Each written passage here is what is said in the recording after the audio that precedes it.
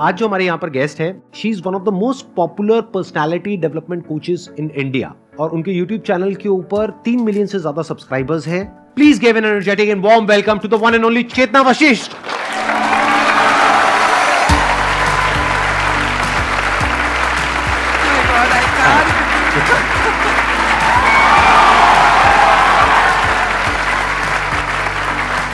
Please. मैं sir की videos जब से देख रही हूँ, शायद आप लोग पैदा भी नहीं हुए थे। मतलब तब मुझे पता नहीं था कि YouTube क्या है। मैं तब से सर की वीडियोस देख रही हूँ, जब आप स्पिरिचुअल वीडियोस बनाते थे स्पिरिचुअलिटी के अच्छा, इन ऊपर। 2012 तब से मैं आपकी चैनल देख रही हूँ। थोड़ा सा आप अपने बारे में बताएंगे कि आपने कैसे शुरुआत करी, कैसे आप ये YouTube पर आए? काफी घूम फिर के आए, जैसे अक्सर होता है लाइफ में। मैं डॉक्टर बनना चाहती थी, एडमिशन नहीं हुआ। फिर MBA कर लिया, MBA किया, बैंक में काम किया, 10 साल बैंक में काम किया, बट सेटिस्फैक्शन नहीं मिला। पता नहीं, वो पैसे दो पैसे लो, सैलरी अच्छी होती है, कंफर्ट होता है, बट कुछ अंदर से मिसिंग था। तो बहुत मन था कि पढ़ाएं। तो बैंगलोर में थी उस टाइम, और IIM बैंगलोर चली गई, बोला कि मुझे पढ़ाना है। तो दे सेड हमें तो वी नीड विजिटिंग फैकल्टी, तो आप आ जाइए। तो वहाँ से मेरी जर्नी स्टार्ट हुई। आई स्टार्टेड टीचिंग, काफ़ी MBA इंस्टीट्यूट्स में पढ़ाया, अपनी ट्रेनिंग कंपनी स्टार्ट की, बैंक्स में ट्रेनिंग की। तो ये आप जॉब के साथ साथ कर रहे थे, जॉब छोड़ दिया? जॉब मैंने छोड़ दी। Job This was in which year? ये 2002 में। अच्छा, 2002 में ही छोड़ दिया आपने जॉब? अब मेरे से एज मत पूछ लेना। आई एम श्योर जब आपने अपनी जॉब छोड़ी होगी और 2002 में ये शुरू किया होगा, तो एज अ विजिटिंग फैकल्टी आप जाते तो होंगे, लेकिन ज्यादा पैसे नहीं मिलते होंगे आपको। बिल्कुल भी नहीं, बिल्कुल भी नहीं। तो मैं आपको एक इंसिडेंट सुनाती हूँ। मैं जाती थी वहाँ पे, एक बच्चे ने चीटिंग की एक दिन एक एग्जाम में। तो मैंने उसको बुलाया, मैंने कहा आपने चीटिंग किया, मैं आपको 0 दे रही हूँ। कहता मैडम आप होते कौन हो हमें सिखाने वाले, आपकी सैलरी से ज़्यादा तो मेरा महंगा फ़ोन है। तो मुझे कहते हैं आप फेलियर हो। तो उस टाइम मैंने सोचा कि शायद हमारी ऑडियंस गलत है, ये जो MBA के बच्चों को हम पढ़ा रहे हैं शायद वो गलत है। तो क्यों ना ऐसे बच्चों को पढ़ाएं जिन्हें वाकई ज़रूरत है, और उन्हें फ्री में पढ़ाएं। और उस टाइम YouTube सूझा कि क्यों ना हम अपनी नॉलेज उनके साथ शेयर करें जिन्हें वाकई थोड़ी सी कद्र हो जाए उस नॉलेज की, और जिनके पास में इतने पैसे नहीं है कि वो MBA कॉलेज में जा सकें। तो एक प्रिंसिपल है इस चैनल पे कि कभी भी कोई कोर्स रन नहीं करेंगे, कभी पैसे नहीं लेंगे स्टूडेंट से। ये मेरी फिलॉसफी है कि चैनल पे कभी बच्चों से पैसे नहीं लिए जाएंगे। आज तक आपने नहीं लिए? नेवर। और फ्यूचर में भी कभी नहीं लेंगे। ये She deserves a big round of applause for this commitment.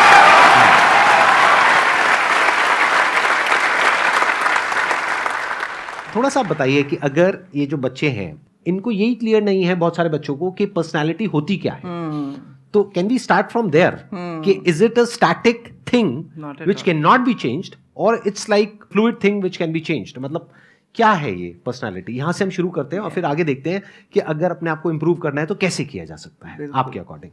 ये एक बहुत बड़ा क्वेश्चन है, और यही क्वेश्चन अगर हम इसका आंसर समझ गए तो बाकी कुछ समझने की जरूरत नहीं है। पर्सनालिटी क्या है? अच्छा, उसके पहले मैं आपको एक पूछती हूँ, अगर मैं आपको पूछूं आप क्या हो, आप कौन हो, तो आप मुझे क्या बताओगे? माइक लेकर के बोलो। काइंड ऑफ हम एक अपने आप को बॉडी समझते हैं जो हम रिप्रेजेंट करते हैं पूरी सोसाइटी को, कि मतलब हम साफ सुथरे रहें और अच्छे रहें, लेकिन हम एक सोल हैं जो मतलब जो कभी ख़त्म नहीं होती। आप ये समझो कि आप कहीं जॉब इंटरव्यू देने के लिए गए हो और ये जवाब दे रहे हो। नहीं सर, मैं आपको पता है ना आपने क्या कर दिया है। अब आप दोबारा से एक बार जवाब दीजिए, जैसे कि जॉब इंटरव्यू में आपसे क्वेश्चन पूछा गया है, tell me something about yourself. अगर मैं जॉब के लिए जाऊंगा, कोई पर्टिकुलर स्किल होगी जो जिसमें मैंने काम किया है कुछ ईयर्स के लिए, like kind of I am a CA student. तो अगर मैं कहीं पर जॉब के लिए अप्लाई करने जाऊंगा तो मैं अपनी पहले स्किल्स बताऊंगा कि मैंने उसके लिए एलिजिबल होने के लिए कि मतलब मैंने CA कंप्लीट करी है, उसके बाद मेरे पास ये स्किल्स मैं पोजेस करता हूँ, इस फील्ड में मेरी एक्सपर्टीज़ है। उसके बाद काइंड ऑफ अगर वो क्वेश्चंस अलग पूछते हैं कि आपकी हॉबीज़ क्या है, या फिर मतलब आप किस चीज़ में ज़्यादा अच्छे हो, और आप मतलब काइंड ऑफ क्वेश्चंस डिफरेंट होते हैं। Perfect, let's give a big round of applause for him please. तो यूजुअली कोई आपको कुछ पूछता है तो आप यही बताते हो कि मैंने ये पास्ट में ये सब किया है, लेकिन आपकी पर्सनालिटी वो नहीं है।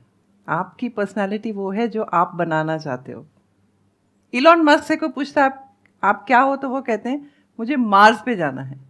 मैं एक दिन मार्स पे जाके रहूँगा, फ्यूचर में मैं क्या बनूँगा या बनूंगी। तो अगर अगली बार आपको कोई क्वेश्चन पूछे आप क्या होना, तो साथ में ये जोड़ देना कि मैं 10 साल बाद ये बनूंगा, मैं 10 साल बाद ये बनूंगी। जब आप उसको अपने साथ जोड़ लेते हो ना, तो आपकी वही पर्सनालिटी बन जाती है।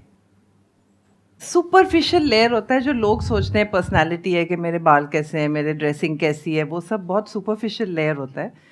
वो भी अलाइंड होता है आपके गोल की तरफ। अगर आपने डॉक्टर बनना है, आपने सोच लिया मैंने डॉक्टर बनना है, तो आप एक अलग तरीके से आपके पूरी जो ड्रेसिंग होगी वो डिफरेंट वे में होगी। अगर आपने गेमर बनना है तो आप अलग तरीके से बाल अपने करोगे।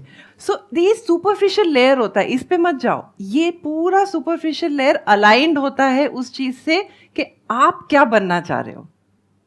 आप उस हिसाब से आपकी पूरी पर्सनालिटी डिसाइड हो जाती है। तो डोंट उल्टा काम मत करो। मतलब पहले ये मत डिसाइड करो कि मेरे को अपनी शक्ल सूरत कैसे बनानी, पहले आप डिसाइड करो कि मुझे बनना क्या है, and then align everything in line with. Very good point.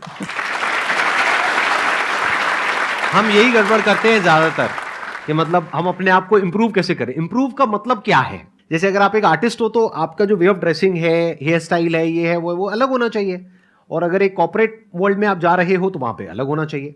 कोई क्लियर कट डेफिनेशन नहीं है ना। तो what she is saying is कि अगर आप एक बड़ा अपना गोल सेट कर लेते हो कि this is what I want to be 10 years down the line, 20 years down the line, मान लो आपको कॉर्पोरेट वर्ल्ड में ही जाना है, तो आपने अपना एक गोल बना लिया सुंदर पिचाई।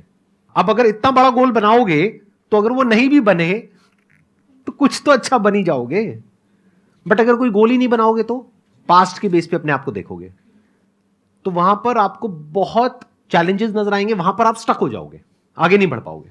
और जैसे ही वो फ्यूचर गोल आपके माइंड में होगा तो पास्ट में या प्रेजेंट में अगर कुछ प्रॉब्लम्स है भी तो आपका ध्यान वहां से हट जाएगा। फ्यूचर में आपको पता है कि मैं कुछ बड़ा करने वाला हूं, मैं फोड़ने वाला हूं, अगर टिपिकल लैंग्वेज में बोला जाए तो। ये जो सर ने बात बोली ना, उस चीज़ को मैं पकड़ में लाती हूँ। आप लोग कहीं भी जाते हो आपको बहुत शाइनेस फील होती है, अंडर कॉन्फिडेंस फील होता है कि कैसे किसी से हम बात कर सकते हैं, क्या बोलना है मुझे इस टाइम। अंदर से क्या लग रहा है उस टाइम आपको? जज करेंगे सब, जज करेंगे मुझे, लोग मुझे जज कर रहे हैं। स्पेशली मैम तब हमें ये चीज़ फील होती है जब हम उसी फील्ड में सामने वाला हमसे ज़्यादा बेटर है। सामने वाला आपसे बेटर है कि नहीं वो आपके माइंड में है। अभी हमने तय नहीं किया है कौन बेटर है, लेकिन आपने तय कर लिया है कि सामने वाला आपसे बेटर है। अगर आप इस स्टेज पे आके इस टाइम यहाँ पे खड़े हो जाओ सामने, आपको अंदर से क्या फीलिंग होगी? एक्साइटमेंट। एक्साइटमेंट। कौन है एक्साइटमेंट वाले भाई साहब? हाथ ऊपर करिए, आइए यहाँ पर आइए। मैं मजाक कर रहा हूँ, आ जाओ।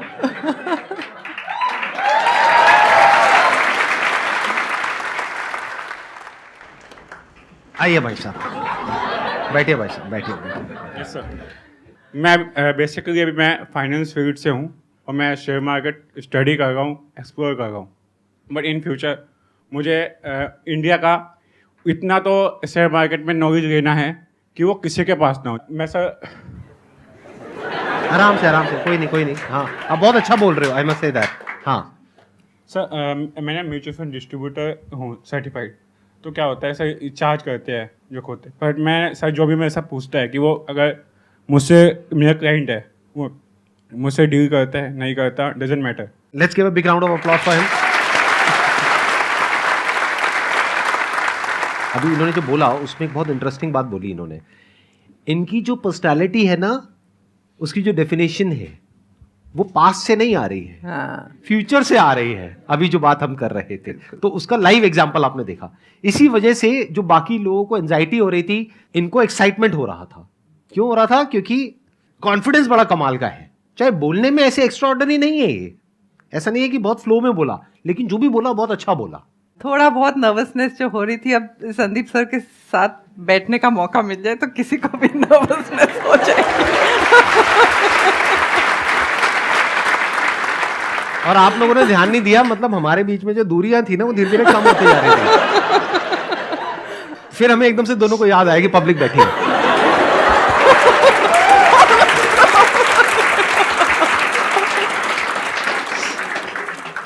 तो ये जो आपने बात बोली थी ना कि जज करते हैं, आप सोचते हो कि सारी दुनिया आपको जज कर रही है। और अच्छा, मैं एक और क्वेश्चन पूछती हूँ, मैं आंसर बाद में दूंगी, क्वेश्चन पहले पूछूंगी। क्या आप अपने आप को गुड लुकिंग समझते हो? Yes, कह ma'am. रहे हैं। अच्छा, जिसने नो कहा है वो क्यों अपने आप को गुड लुकिंग नहीं समझते? क्या रीजन है? मुझे जितनी शक्लें दिख रही हैं यहाँ पे सारी बहुत अच्छी हैं, तो आपको क्या रीजन है कि आपको ऐसा लगता है? मैम डिपेंड ये नहीं करता कि मतलब गुड लुकिंग है नहीं है। जब हमें अपने से सामने वाला लगता है कि हाँ ये हमसे ज़्यादा बेटर लग रहा है, इधर वो उसने कपड़े अच्छे पहने, उसकी पर्सनैलिटी अच्छी है, तो फिर हम अपने आप को जज करते हैं कि हम गुड लुकिंग नहीं है। लेकिन जब हमें कोई लगता है कि हमसे थोड़ा नीचे है, फिर इतना कुछ नहीं है, तो हमें लगता है कि हाँ हम गुड लुकिंग है। तो डिपेंड करता है हमारे पर्सपेक्टिव से कि हम सामने वाले को क्या देख रहे हैं, किस हिसाब से देख रहे हैं। तो मुझे मत देखो ना, अपने आसपास में देखो।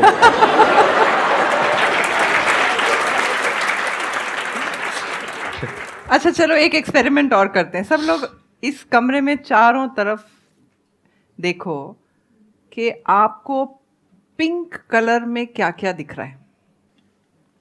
देख लिया? अब आंखें बंद करो। अब बताओ कि ब्लू कलर में क्या क्या था कमरे में? कितने लोगों ने ब्लू कलर का देखा? आंखें खोल लो। बाकी लोगों ने क्यों नहीं देखा? ध्यान पिंक में था। तो क्या होता है, कई बार लोग आपको कुछ कह जाते हैं, किसी ने आप बहुत तैयार हुए, किसी ने कॉम्प्लीमेंट नहीं दिया, कुछ हुआ, किसी ने बोल दिया नहीं आप अच्छे नहीं लग रहे, वो पिंक था, आपने पकड़ लिया। साथ में ब्लू भी हुआ, किसी ने बोला नहीं नहीं आप बहुत स्मार्ट हो, अरे छोड़ यार, वो ब्लू था, आपने उसको साइड में कर दिया और पिंक को गले लगा लिया। तो अब कोई आपको कहता है आप बहुत अच्छे, आप कहते हो नहीं।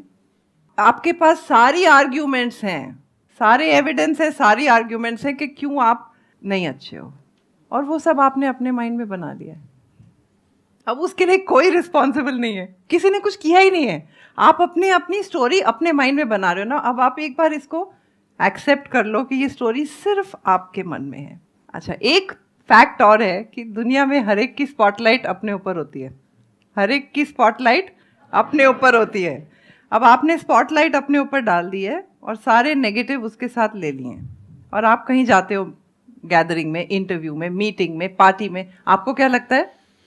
सारी नेगेटिव मेरी तरफ आ रही है, क्योंकि आपने ही वो स्पॉटलाइट की नेगेटिव एनर्जी अपने ऊपर डाल के रखी हुई है, उसी को लेके चल रहे हो। सामने वाले की स्पॉटलाइट कहाँ है? खुद के ऊपर। खुद के ऊपर। हाँ। आप क्या सोच रहे हो उसकी स्पॉटलाइट कहाँ है? आप सोच रहे हो आपको ध्यान दे रहा है, एक्चुअली उसको अपनी फिक्र है। चलो एक होमवर्क करते हैं, आप घर जाओ, आपका सबसे बड़ा डर क्या है उसको लिखो। सपोज आपका सबसे बड़ा डर है पब्लिक स्पीकिंग, आपका सबसे बड़ा डर हो गया किसी का कि मुझे डांस करना नहीं आता है।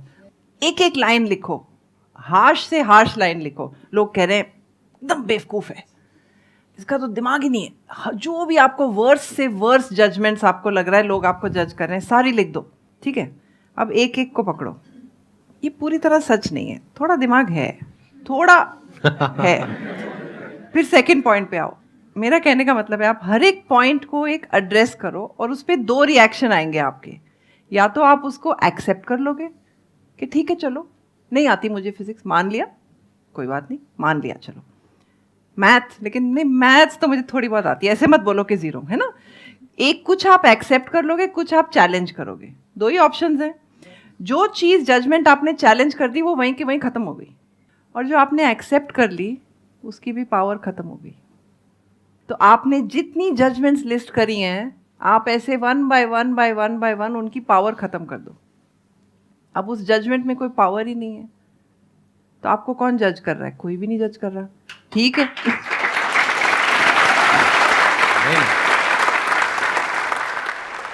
मेरे को समझ नहीं आता ये एक्सेप्टेंस क्या है। हम बोल रहे हैं कि मेरे अंदर कोई बुराई है, मान लीजिए, और मैंने बोला हाँ मैं बुरी हूँ। अब ये चीज़ मैं एक्सेप्ट कर रही हूँ, क्या करूँ समझ नहीं आता। फिर से वो चीज़ दूसरी जगह जाएंगे दोबारा से आ जाती है माइंड में, ठीक है, कि मैं ऐसी हूँ ऐसे करके। तो ये एक्सेप्टेंस क्या होता है? एक्सेप्टेंस के 2 लेवल होते हैं। पहले तो सबसे हमें क्या करना है, हमें जजमेंट हटानी है पहले। अच्छा, एक कोई भी जजमेंट बताओ मुझे जो आपको लगता है आपको कोई जजमेंट कर रहा है, कोई भी एक जजमेंट बताओ। लोग कहते हैं मैं बहुत इमोशनल हूँ। आपको बुरा लगता है जब लोग ये कहते हैं? थोड़ा सा हाँ, बुरा लगता है, हल्का सा। बट ये तो बहुत अच्छी क्वालिटी है, इसका मतलब आप एक अच्छे इंसान हो। मैंने उस वे में कभी सोचा नहीं इस चीज़ को।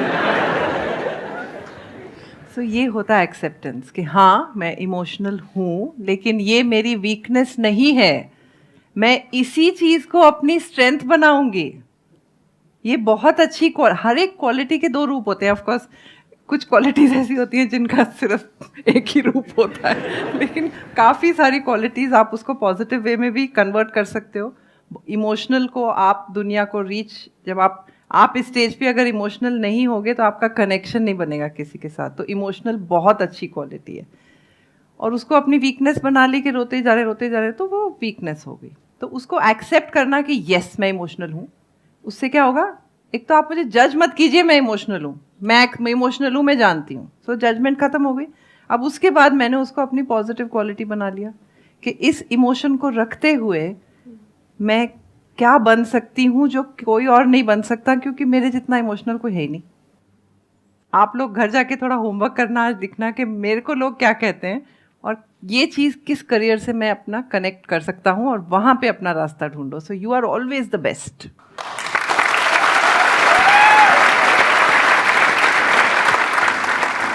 Thank you so much for coming. Thank you. Thank you.